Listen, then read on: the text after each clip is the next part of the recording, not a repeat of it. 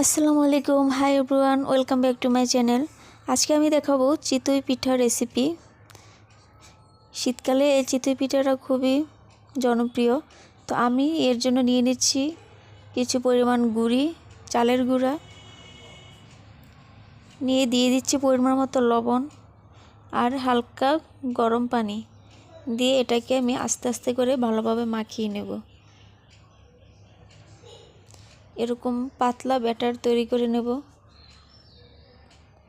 এবার আমি ঢাকনা দিয়ে দিচ্ছি 1 ঘন্টার মতো। তো 1 ঘন্টার পর ফিরে আসলাম।